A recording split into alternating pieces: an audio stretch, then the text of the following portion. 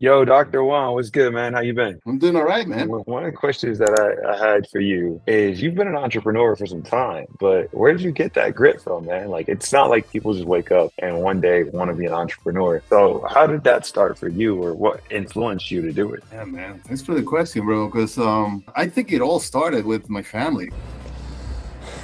Family. I come from a family entrepreneur. My mom, Okay. when I was a kid, my dad used to go to work, right? And my Hmm. mom would stay home taking care of us. But Oh, wow. she just couldn't stay, man. She just couldn't do that. So she had to do some sort of a business. She grew up in businesses too. So she started, I remember when I was a little kid, she started this like a little mini market right outside of the house with the neighbor. And so she was still home. She had us around, but she had this little mini market that she's selling milk and eggs and things like that. Hello, welcome to the Quickie Mart. And then after that, man, as we were growing up, she started doing catering. So we were still at home. She was still working out of the house, and she was selling hamburgers to the police, which was like right around the corner. And then she started doing cheese, man. She started selling cheese, The one selling cheese, I know him. and so she would like bring us along into with her to sell all these things. So that's kind of like we kind of grew up in that environment.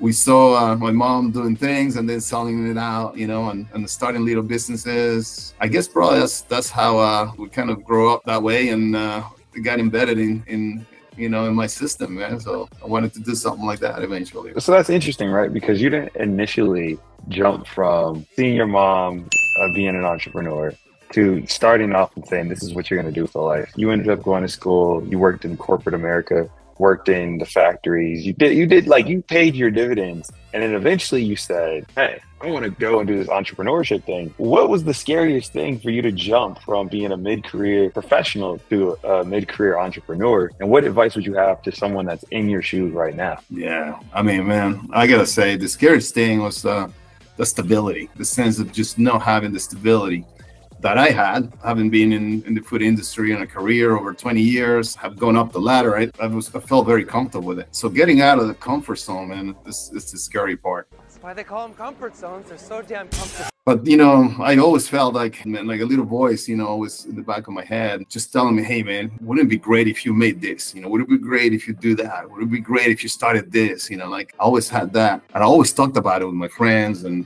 family. It's like, oh, I have this idea that I want to do. The question is like, what made you jump, right? At some point, I had to say, okay, I'm going to do it, right?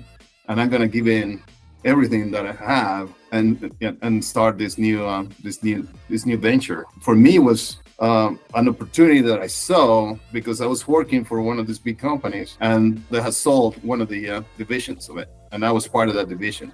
So that kind of put me in a situation where, like, okay, I got to rethink where am I going to go next. And to me, that point was just like, man, I've been talking about doing, this new project on my own. This is the right time to do it. So that kind of helped me do it. But I think the voice was always there in my head, and eventually I was going to find a way to do it, whether it was what just happened or maybe it was a layoff or something else, But That makes a ton of that was sense. it, man. Yeah. Well, dude, I think that this is great advice. I am looking forward to seeing the progression that you've taken with this product known as Peanut to new heights. And congrats on the new factory, man. I heard that it's booming out there. Yeah, man. You got to come down and check it out. I mean, I'm going to make my way. Thanks a lot, man.